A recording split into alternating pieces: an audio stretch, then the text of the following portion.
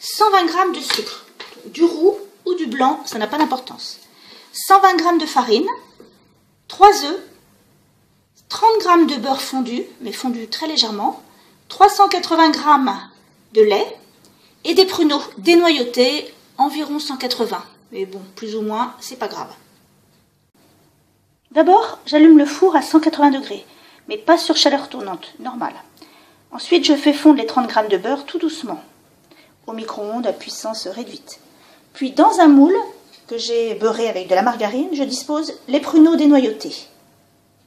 Ensuite, dans un saladier ou dans un blender, je vais casser les 3 œufs entiers.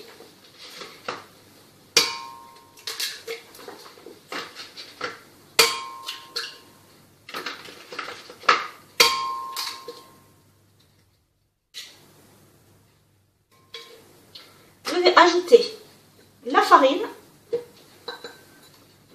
le sucre et la moitié du lait. Puis je vais mixer tout ça. Voilà, j'ai mixé tout ça. Ça ressemble un petit peu à de la pâte à crêpes. Ensuite, je vais rajouter le reste du lait, bien mélangé, et à la dernière minute, le beurre fondu. Voilà, j'ai mélangé tout ça. Alors le beurre, il ne faut pas trop le mélanger, c'est vraiment la dernière minute. Et je verse la préparation sur les pruneaux.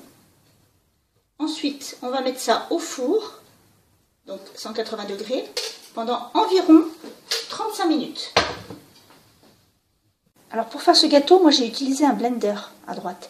Mais on peut aussi utiliser un mixeur, ou bien tout simplement un saladier avec une cuillère en bois. Il n'y a pas de souci. Le fard breton est cuit. Je l'ai laissé quelques minutes de plus parce que mon four n'est pas très précis. Mais en fait, en enfonçant une petite pointe, il ne faut pas que ça colle trop. Donc là, c'est bien. On va le laisser refroidir un petit peu. Le fard breton est terminé. Alors, ça se démoule très facilement. Et il faut mieux le manger chaud, enfin tiède. C'est meilleur le jour même. Voilà, ça reste moelleux. C'est un vrai délice. Et en plus, ça sent bon. Oh là là, qu'est-ce que ça sent bon.